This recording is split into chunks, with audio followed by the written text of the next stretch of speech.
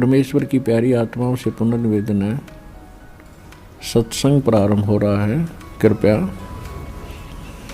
सत्संग स्थल पर शांतिपूर्वक विराजमान होकर के श्रद्धा से सत्संग सुने। सत्सही परमेश्वर की प्यारी आत्माओं से पुनर्निवेदन है। सत्संग प्रारंभ हो रहा है। कृपया श्रद्धा से सत्संग सुने। शरीर मिलना सुदुर्लभ है। मानव शरीर प्राप्त प्राणी एक बहुत ही पुण्यकर्मी प्राणी होता है और मानव शरीर दो प्रकार से प्राप्त होता है। एक तो विधान है परमात्मा का कि प्रत्येक जीव को एक टर्न वाइज कर्मानुसार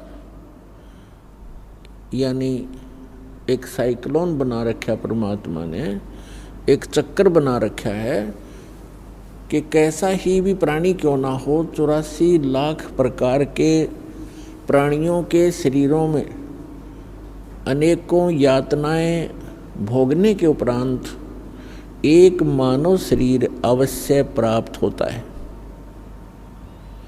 और उस मानव शरीर प्राप्त सुअवसर को वो खो देता है, भक्ति नहीं करता है, परम संत प्राप्त नहीं होते हैं, तो फिर उसको इतने ही लंबे 84 लाख प्रकार के प्राणियों के शरीरों में यातनाओं का सामना करना पड़ता है। दूसरी प्रकार के वो पुण्यात्मा होते हैं, मानव शरीर प्राप्त प्राणी, जो किसी जन्म में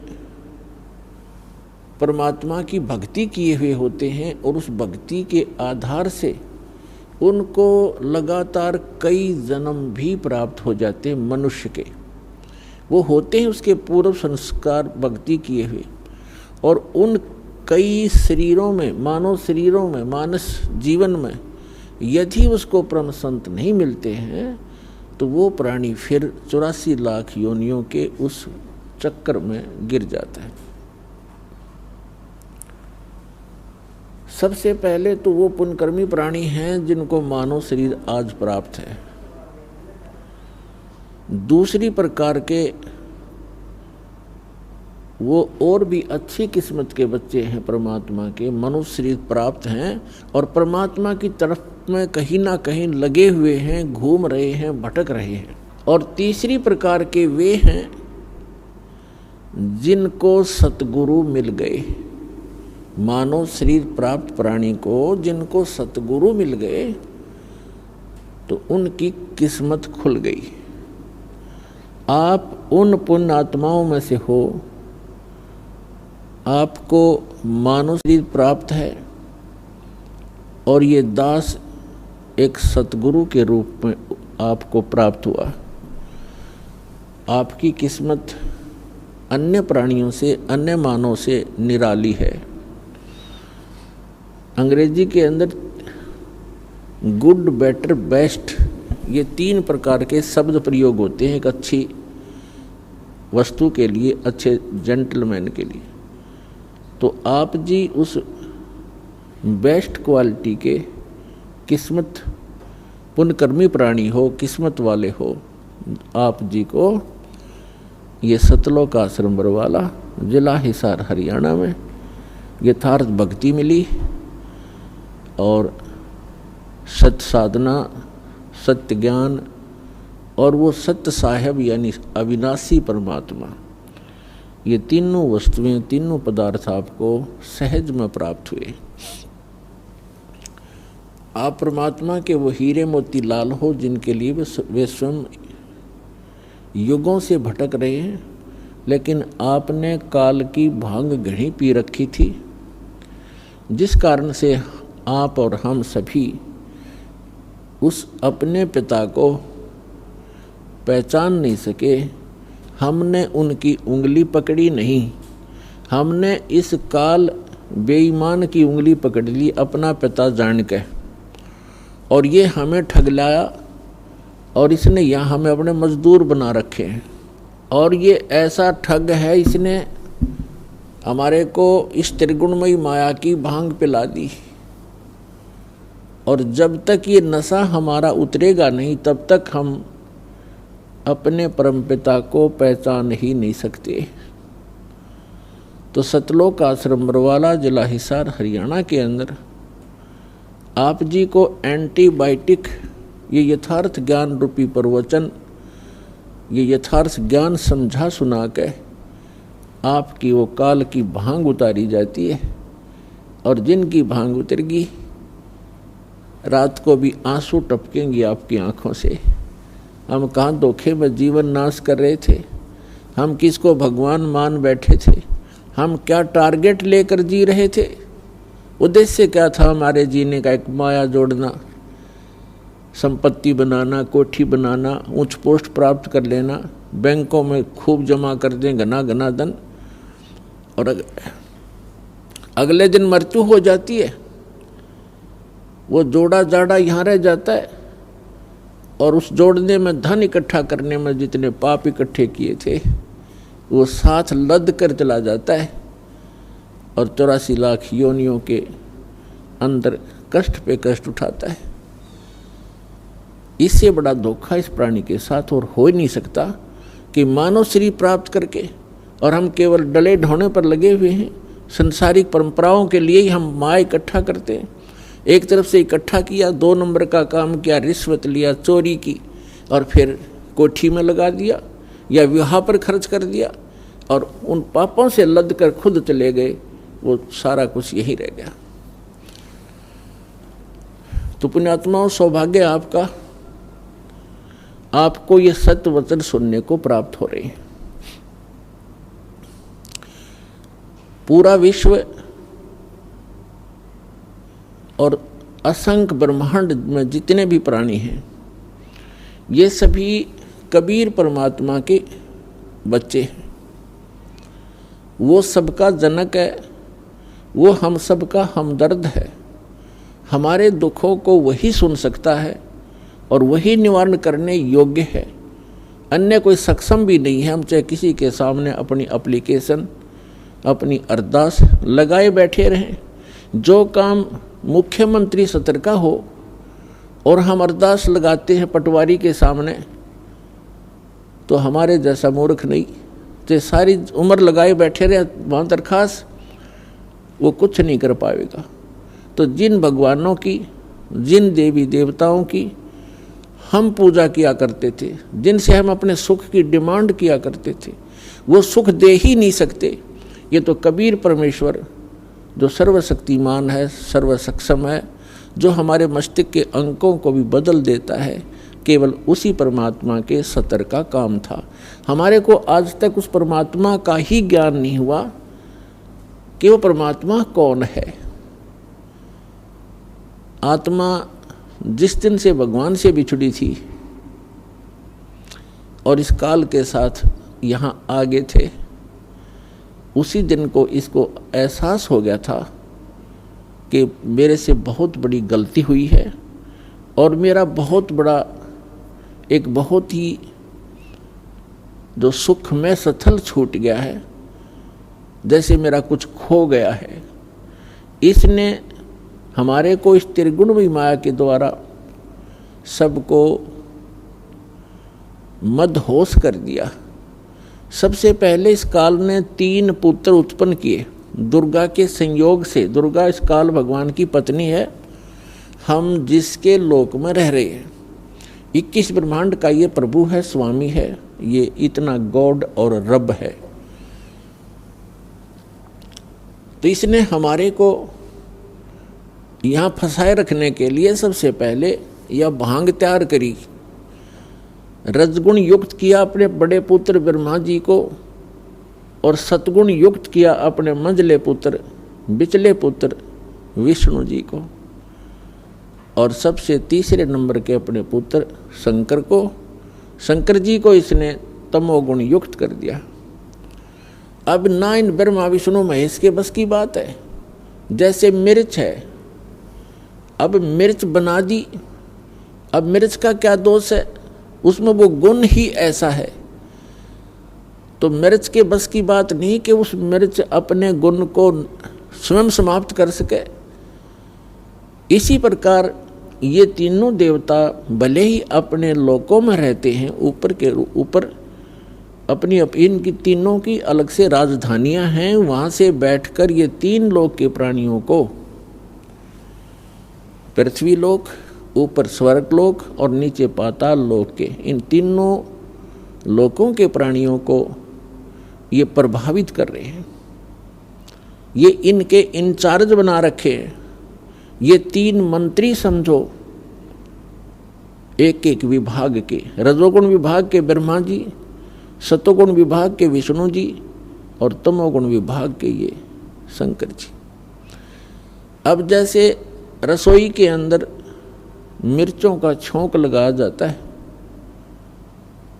मूल वस्तु साकार रूप में रसोई के अंदर है मिर्च और सब्जी, और उस मिर्चों की वहाँ से निकली हुई वो सूक्ष्म तरंग, उसका जो प्रभाव अन्य कक्षों में, अन्य रूम्स में बैठे हुए प्राणियों को, घर के सदस्यों को भी प्रभावित कर रही है और उनको छींकें आनी शुरू हो जाती हैं। तो उन व्यक्तियों की बस की बात नहीं कि वे छींकों को रोक सकें। तो पुण्यात्माओं, आप और हमको, इंक्लूडिंग ब्रह्मा विष्णु महेश जी को, इस काल भगवान ने हमारे को विवश करके यहाँ रखा हुआ है। ब्रह्मा विष्णु महेश जी के शरीरों से वो किरण निकलती हैं, वो तरंगें निकलती हैं, और हम तीन लोक के प्राणियों को वो छींकें आ रही हैं। कौन कौन सी छींकें हैं? काम, क्रोध, मोह, लोभ, अहंकार की। और इनको रोकना आपके बस की बात नहीं है। इसका विकल्प बताया परमात्मा ने, एक अल्टरनेट बताया है कि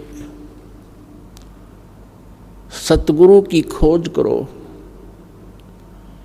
और सतगुरु कौन होगा, सतगुरु की पहचान क्या होगी, ये हमारे सभी सदग्रंथ भी बताते हैं। सतगुरु की सबसे पहली पहचान बताई है कबीर परमात्मा जी ने अपनी प्यारी आत्मा धर्मदास जी को, कि जो संत मम सत शब्द दरढ़ावे, वा के संग सब राड बढ़ावे। ऐसी संत महंतन की करनी, और धर्मदास में तो से वर्णी।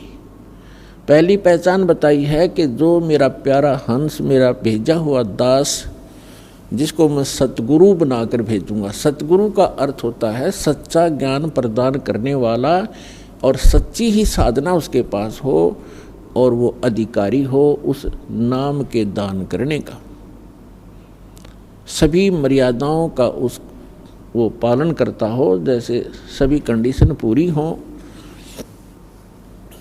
तो वो सतगुरु होता है। और वो हम मेरे सच्चे ज्ञान का जो प्रचार करता है, जैसे कबीर पंथ तो अनगिन है, कबीर पंथ के अंदर गुरु अनगिन है और सभी प्रचार करते हैं, किसी का कोई विरोध विवाद नहीं है। हरिदास ने जिस दिन से सच्चा ज्ञान प्रारंभ किया है, उसी दिन से हर तरफ से विरोध प्रारंभ हो गया था। लेकिन परमात्मा साथ होता है तो विरोध लास्ट में व्यर्थ ही होता है उन लोगों का, और फिर उनको पछताने के अतिरिक्त कुछ भी हाथ नहीं लगता। ये तो पहली पहचान बताई है। फिर दूसरी बताई है कि सतगुरु के लक्षण कहूँ मधुरे बैन विनोदे, 4 वेद 6 शास्त्र वो कहे 18 बोधे। सतगुरु का दूसरा लक्षण बताया है कि वो एक विशेष ज्ञान प्रदान करता है और सर्व सदग्रंथों को आधार मानकर अपना ज्ञान प्रचार करता है। सभी सदग्रंथों का, सभी धर्मों के मूल ज्ञान का वो ज्ञाता होता है। फिर श्रीमद् भगवद गीता के अंदर चौथे अध्याय के 34वें श्लोक में और चौथे अध्याय के 32वें श्लोक में एक विशेष प्रमाण दिया है। गीता ज्ञानदाता ये ब्रह्म है, श्री ब्रह्मा, श्री विष्णु, श्री शिव जी के पूज्य पिताजी हैं ये, और इन तीनों की माता दुर्गा है। तो इसके लोक में हम रह रहे हैं, ये काल है, इसको श्राप लगा हुआ है। 1 लाख मानव शरीरधारी प्राणियों के सूक्ष्म शरीर को, इसके 21वें ब्रह्मांड में एक तपतशिला है, जो एक बहुत गुप्त स्थान है। इसके अतिरिक्त यहाँ का प्राणी वहाँ कोई नहीं पहुँच सकता। ऐसे गुप्त स्थान पर इसने ये अपना जो है एक भोजनालय बना रखा है। तो 1 लाख मानव शरीरधारी प्राणियों के सूक्ष्म शरीरों को वहाँ तपस्या, एक बहुत बड़ी तई है पत्थर की, अपने आप ऑटोमेटिक गर्म रहती है,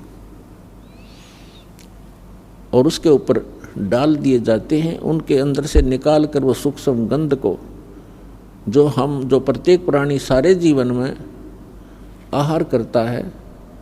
आप देखते हो यहाँ चलो रोटी भोजन काजू किस्म सेब संतरे हलवे खीर भी आदमी खाओ, अच्छी बात है। इसके अतिरिक्त और बहुत गुना कबाड़ हमें खिलाता है ये।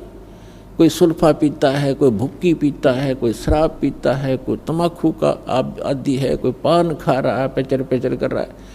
ये कोई खाने की चीज़ें मानो आहार है ये। तो ये क्यों करवाता है? इसलिए करवाता है यार, इनको इतने प्रबल होकर लग जाते हैं, कहते छूटती नहीं, छूटने ये मन नहीं देता। और मन कौन है? ये स्वयं ज्योति निरंजन, ये काल है, 21 ब्रह्मांड का स्वामी है। तो जीव कैसे इससे बाहर हो सकता है, कैसे छोड़ सकता है विकारों को? इस निरंजन का बाप मिले, इस निरंजन से भी शक्तिशाली समर्थ मिलेगा, तब ये मन हटने लगेगा, तब ये दूर भागेगा, तब ये प्राणी विकारों को छोड़ सकेगा। मन को परमात्मा ही रोक सकता है। तो वो परमात्मा समर्थ कबीर परमेश्वर है। तो ये जो सब कुबाड़ हमें खिलाता है, अपने लिए ये मसाला तैयार करता है आपके माध्यम से। फिर जिसने ज़्यादा विकार कर रखे हैं उसमें से इसको ज़्यादा आनंद आता है, और उसको तपस्या पर ज़्यादा समय तक भुना जाता है ताकि उसमें से सब गंध निकाल लिया जाए। जीव मरता नहीं, सूक्ष्म शरीर सुरक्षित रहता है, उसमें पीड़ा घनी होती है। सूक्ष्म शरीर के अंदर इन सभी प्राणियों को, मानव शरीरधारी प्राणियों के 1 लाख मानव शरीरधारी प्राणियों को तपस्या के ऊपर ये उनको बुरी तरह तपाता है। और जैसे खील बुनते हैं, चटक पटक करते हैं, ऐसे करते हो प्राणी चटक पटक, और उनमें से सब गंध को निकाल कर फिर उनको भेज देता है, उड़ा देता है। कोई टाइम फिक्स कर रखा है ऑटोमेटिक। फिर ये प्राणी अपने कर्मानुसार धर्मराज के दरबार में पंक्ति में खड़े हो जाते हैं अपने नेक्स्ट लाइफ के लिए क्या आदेश होगा इसका। फिर कर्मानुसार जिसने गधा बनना गधा बनो, राजा बनना राजा बनो, देव बनना स्वर्ग में जाओ, और 84 लाख योनियों का संस्कार है तो वहाँ भटको और धक्के खाओ। इसने अपना उल्लू सीधा करने के लिए आप जी को यहाँ रोक रखा है। तो इस यहाँ जो हमें एक चौथे अध्याय के 32वें श्लोक में और श्रीमद् भगवद गीता अध्याय 4 के श्लोक 32 और 34 में एक विशेष ज्ञान दिया है। गीता ज्ञान दाता ये ब्रह्म है, ये काल है। गीता अध्याय नंबर 11 के श्लोक नंबर 32 में स्वयं स्वीकार करता है कि अर्जुन मैं काल हूँ, और इन सभी लोगों को खाने के लिए अब प्रवृत्त हुआ हूँ। यदि श्री कृष्ण बोल रहे होते गीता का ज्ञान, तो ये नहीं कहते कि मैं अब प्रवृत्त हुआ हूँ, अब आया हूँ। श्री कृष्ण जी तो अर्जुन के साथ पहले ही विद्वान थे। तो ये जो काल है ये श्री कृष्ण में प्रवेश करके और गीता जी का ज्ञान बोल रहा है। तो इसने गीता के 18 अध्याय बोल दिए, 700 श्लोक बता दिए। उसके बाद इसने गीता अध्याय नंबर 4 के श्लोक नंबर 32 में एक विशेष हिंट दिया है। अब जो सतगुरु की एक ये भी पहचान है कि वो सदग्रंथों के कोड वर्डों को, गूढ़ शब्दों को और उनके अर्थों को वो सतगुरु ही समझता है। तो इसमें क्या बताया है कि गीता अध्याय नंबर 4 के श्लोक नंबर 32 में सारा ज्ञान देता हुआ बीच में हिंट देता है कि मैं जो ज्ञान दे रहा हूँ ये कंप्लीट नहीं है। और कंप्लीट यानी पूर्ण यज्ञों की, यज्ञ माने धार्मिक अनुष्ठानों की संपूर्ण जानकारी ब्रह्मणे मुखे, ब्रह्मणे माने उस सत्य पुरुष सच्चिदानंद घन ब्रह्म पूर्ण परमात्मा सर्व सृष्टि रचनहार ने अपने मुख कमल से वो वाणी बोली होती है, वो कंप्लीट ज्ञान है। उसके अंदर आध्यात्मिक अनुष्ठानों की जानकारी विस्तार के साथ कही गई है अर्जुन, और उसको जानने के बाद फिर तू सर्व कर्मों से, सभी पापों से मुक्त हो जाएगा। अब सच्चिदानंद घन ब्रह्म ने जो ज्ञान अपने मुख कमल से बोला है वो वाणी है, वो तत्व ज्ञान है, वो सूक्ष्म वेद है। जो गीता, वेदों, पुराणों, कुरान और बाइबल 3 पुस्तकों का संग्रह है। एक तौरात, जबूर और इंजिल, उसको बाइबल कहते हैं। तीनों के को इकट्ठा जल्द किया हुआ। तो इनके ज्ञान से अन्य ज्ञान है वो जो सच्चिदानंद घन ब्रह्म ने अपने मुख कमल से बोला है। अब चौथे अध्याय के 34वें श्लोक में कहा कि अर्जुन, उस तत्व ज्ञान को जो स्वयं आकर के परमात्मा ने बोला है, और ये जो ज्ञान है गीता का, पुराणों का, वेदों का, गीता, वेद और कुरान और बाइबल के अंदर 3 पुस्तकों का संग्रह है। ये जो ज्ञान है ये इस काल भगवान का दिया हुआ है, इसने बोला है, और ये इनकम्प्लीट है। जैसे 10वीं कक्षा का सिलेबस होता है, और कोई ये कहे कि ये 10वीं कक्षा का जो पाठ्यक्रम है और कहे कि बीए और एमए का भी यही है, तो वहाँ ऑब्जेक्शन है हमें कि आपको समझ नहीं आई।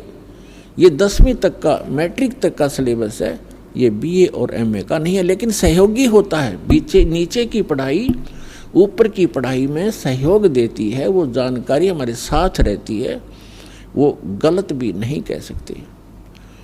जैसे एक भक्त ने किसी से डिस्कस करते हुए इस ज्ञान के आधार से उसने कहा, तो किसी ने कहा कि वेद और गीता को आप इनकम्प्लीट क्यों बताते हैं आपके गुरुजी। उसने उदाहरण दिया कि जैसे आपने 80 में एक बोर्ड पढ़ लिया जिस पे एरो लगा हुआ था और वहाँ लिखा था बरवाला, आगे लिखा था 35 किलोमीटर। आपने गलती से उस बोर्ड पर लिखे बरवाला को हांसी कोई बरवाला मानकर आप यहीं बैठ गए। आगे भी पढ़ो इस पे क्या लिखा है कि 35 किलोमीटर, वो भी पढ़े। तो इसी प्रकार इन सभी पुराणों में, इन सभी ग्रंथों में जो आज तक हमारे पास उपलब्ध रहे हैं, इनमें उस पूर्ण परमात्मा की जानकारी दे रखी है। जैसे यजुर्वेद अध्याय नंबर 40 के मंत्र 15 में वेद ज्ञानदाता कहता है कि वायु अनिलम अचिदम भस्मांतम शरीरम ओम कर्तो समर किलबे समर और कर्तुम समर। अब ये वेद ज्ञानदाता वही है जो गीता ज्ञानदाता है। गीता अध्याय नंबर 8 के श्लोक नंबर 13 में ये गीता ज्ञानदाता कहता है, ओम इति एकाक्षरम ब्रह्म विहारण माम अनुस्मरण ये परियाति तदंदेहम सयाति परमाम गतिम। मुझ ब्रह्म का केवल एक ओम अक्षर है, नथिंग एल्स, इसके अतिरिक्त कुछ नहीं, और मेरा जाप नहीं है। और जो अंतिम श्वास तक यानी मरते दम तक इसकी सिमरण करता हुआ शरीर छोड़कर जाता है, वो ब्रह्म से, ओम से मिलने वाली जो आध्यात्मिक गति है, वो परम गति है इसकी, वो प्राप्त होती है। ओम से, ओम ब्रह्म का जाप है, और इसके जाप से, इसकी भक्ति से कहाँ जाएगा? ब्रह्मलोक में। गीता अध्याय नंबर 8 के श्लोक नंबर 16 में तुरंत कहा है कि ब्रह्मलोक पर्यंत, वहाँ तक के भी सभी लोग पुनरावृत्ति के अंदर हैं, वहाँ गए प्राणी भी जन्म और मृत्यु के चक्कर में रहते हैं।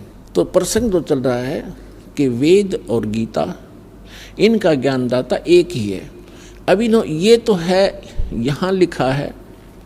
अब आगे का और पढ़ो, जैसे यजुर्वेद अध्याय नंबर 40 के मंत्र नंबर 17 में, 15 में तो उसने अपनी जानकारी दे दी, 17 में उसने कहा है कि वो पूर्ण परमात्मा जो है वो प्रोक्ष है, वो गुप्त है, वो तो ऊपर रहता है, ऊपर के भाग में, और मैं ब्रह्म हूँ, मेरा ओम नाम है, और मैं ब्रह्मलोक रूप दिव्य आकाश में रहता हूँ। तो इस 80 के बोर्ड पे बरुवाला पढ़ के आपने संतोष नहीं करना चाहिए था। आगे भी देखो 35 किलोमीटर और भी लिखा है, 40 किलोमीटर जो भी लिखा है। तो इससे अगला भी एक श्लोक है, इसमें भी देखिएगा, यजुर्वेद अध्याय नंबर 40 के मंत्र नंबर 17 में उसकी जानकारी है। आप बैठ गए, ये ऋषि महर्षि जितने फेल हुए हैं ये इसी कारण से हुए कि इनको सतगुरु नहीं मिले। गुरु बिन काहु न पाया ज्ञान, जो थोथा बुस छड़े मूड किसान। गुरु बिन वेद पढ़े जो प्राणी, समझन सार रहे अज्ञानी।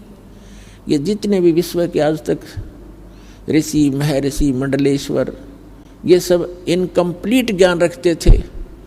अपने आत्माओं, एक मोटा सा उदाहरण है, आप कोई मोबाइल नंबर मिलाते हो टेलीफोन नंबर किसी से, और उसमें एक अंक कम रह गया आपका, तो पता नहीं कहाँ मिलेगा जाके, आपका काम सरा नहीं। इसी प्रकार ये अध्यात्म मार्ग है, इसमें जरा भी इनकम्प्लीशन कहीं रह गई तो वो आपका सारा प्रयत्न व्यर्थ होगा। इसलिए पूर्ण संत, पूर्ण ज्ञान और पूर्ण भगवान, और फिर शिष्य भी पूरा हो, तब जाकर के ये बात बनेगी, आपका कल्याण होगा। तो प्रसंग जो चल रहा है, गीता ज्ञान दाता चौथे अध्याय के 32वें श्लोक में बता रहा है कि मैं उस कंप्लीट स्पिरिचुअल नॉलेज से परिचित नहीं हूँ, संपूर्ण अध्यात्म ज्ञान से परिचित नहीं हूँ, और वो ज्ञान है कंप्लीट जो परमात्मा ने स्वयं आकर अपने मुख से बोला है। वो सूक्ष्म वेद है, वो कबीर वाणी है। फिर चौथे अध्याय के 34वें श्लोक में कहा कि अर्जुन, उस तत्व ज्ञान को किसी तत्वदर्शी संतों के पास जाकर समझ, उनको दंडवत प्रणाम करने से, कपट छोड़कर प्रसन्न करने से, सरलतापूर्वक, तो वो तत्वदर्शी संत तुझे उस तत्व ज्ञान का उपदेश करेंगे। इससे सिद्ध हो गया कि गीता जी के अंदर वो ज्ञान नहीं है जो तत्व ज्ञान है, जिसको हम सूक्ष्म वेद बोलते हैं। अब तत्वदर्शी संत की पहचान बताई है गीता अध्याय नंबर 15 के श्लोक नंबर 1 में।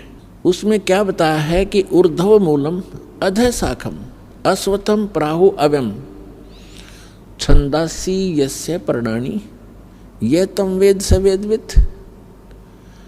ये संसार रूपी उल्टा लटका हुआ पीपल का वृक्ष है, एक दृढ़, और पत्ते आदि इसके विभाग हैं, पार्ट्स हैं।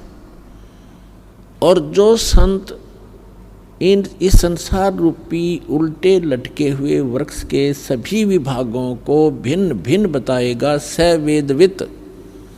वेदवित माने वो तत्व ज्ञान से परिचित है, वो वेद के तात्पर्य को जानने वाला है, अर्थात वो तत्वदर्शी संत है। तो पुण्यात्माओं, जिस समय परमेश्वर, वैसे तो ये परमेश्वर हमारे लिए भटक रहे हैं, जिस दिन से हम अपने पिता को छोड़कर आए थे, इनको तो मालूम था कि इनके लिए बूंदी बनेगी, बुरा बनेगा इनके साथ, लेकिन क्या करे बाप, जब बेटा बेटी अपनी बकवादों पर स्वयं ही जा मरे कहीं पर। जैसे पुण्यात्माओं, हमने ऐसी भारी गलती कर रखी है, जो हमें सजाएं यहाँ मिल रही है, कुत्ते गधे बना के सिर में कीड़े पड़े, टांग टूट जा, भुगत का मरे, किसी का कैंसर होगी, किसी का बेटा मर गया, किसी की बेटी मर गई, खुद को बुरा हाल हो रहा है। तो ये सजाएं हमारे लिए थोड़ी हैं जो गलती हम कर चुके हैं। आपकी जब जितनी भांग उतरती चली जाएगी, नशा कम होगा यहाँ के अज्ञान का और इस काल भगवान का, उस समय आपको ये दास के एक एक वचन हृदय में लगेंगे जाके, और ये लगेंगे आपके अंदर के उस फोड़ेंगे आपको, जो आपके अंदर एक जमा हो गया गंध, अज्ञान, हमें पता नहीं था, तो ये आपको फिर पता लगेगा। फिर उतना ही आप में कसक बढ़ती चली जाएगी। हमने सतलोक में सारे सुख थे। जितने भी ये नकली संत हैं आज तक का, किसी का इतिहास उठाकर देख लो, वेदों के जानकार विद्वान कहलावें और परमात्मा को निराकार बतावें। धिक्कार है सिर्फ ऋषि और महर्षियों को और मंडलेश और संतों को। वेदों में साकार है, नर आकार है, परमात्मा ऊपर के लोक में रहता है, वहाँ से गति करके आता है और अपनी अच्छी आत्माओं को ज्ञान प्रचार के लिए, ज्ञान देने के लिए आता है। ऐसे बाइबल के अंदर उत्पत्ति ग्रंथ में स्पष्ट किया है कि परमात्मा ने 6 दिन में सृष्टि रची और उसने 6ठे दिन मानव को रचा और उसको अपने जैसा रचा, अपने स्वरूप के अनुसार उसकी उत्पत्ति की, नर और नारी करके उसको उत्पन्न किया। तो कैसा है भगवान? सारा ईसाई समाज कहता है गॉड इज फॉर्मलेस, कोई बात हुई? परमात्मा निराकार है। पूरा हिंदू समाज कहता है भगवान निराकार है। पूरा सिख समाज कहता है परमात्मा निराकार है। तो ये, और ऐसे ही पूरा मुसलमान धर्म कहता है परमात्मा बेचून है, निराकार है। और सभी सदग्रंथ, हमारे धर्म ग्रंथ बताते हैं परमात्मा से शरीर है, नर आकार है, मनुष्य दृश्य, उसका नाम कबीर है। और वही परमात्मा है जो काशी के अंदर एक धानक रूप में, एक जुल्हा रूप में आए थे। ये परम परमात्मा है, सबके जनक हैं, ये हमारे हमदर्द हैं। तो जो प्रसंग चल रहा है हम उसी पर आते हैं कि वो परमात्मा हमारे लिए भटक रहे हैं और युगों युगों से भटक रहे हैं, लेकिन हम उस परमात्मा को पहचान नहीं पा रहे, क्योंकि हम इस काल भगवान ने इन नकली दूत बेच के अज्ञानी करा दिए। तो ये जो जितना भी आज तक के संत महर्षि हुए हैं, संत हुए हैं, मंडलेश्वर हुए हैं, या कोई काजी मुल्ला पंडित हुए हैं, ये सारे के सारे तत्व ज्ञान से अपरिचित थे और इन्होंने हमारे को उल्टा पाठ पढ़ा दिया। अब वो उल्टा पाठ पढ़ा हुआ आज तक आड़े आ रहा है। दास ने सन 1994 से लेकर आज 2013 तक लगभग 19 वर्ष हो गए संघर्ष करते रहे, और जब जा करके इतना कुछ जेल तक भेज दिया, झूठे आरोप लगा कर, झूठे मुकदमे बनवा के नकली संत ऋषि आचार्यों और दुष्ट लोगों ने। कोई बात नहीं, परमार्थ के लिए हमें कितना भी कष्ट हो, लेकिन हमारा मिशन सफल हो, ताकि विश्व का कल्याण हो, सब प्राणी परमात्मा को पहचाने और सतलोक जाएं। दास का इतना उद्देश्य है। तो यहाँ और धिक्कार है उनको, बाइबल के पढ़ने वालों को, जो परमात्मा को बॉडीलेस गॉड उसको फॉर्मलेस बताते, उसका कोई आकार नहीं। ऐसी धिक्कार है कुरान शरीफ के पढ़ने वालों को, निराकार बताते हैं।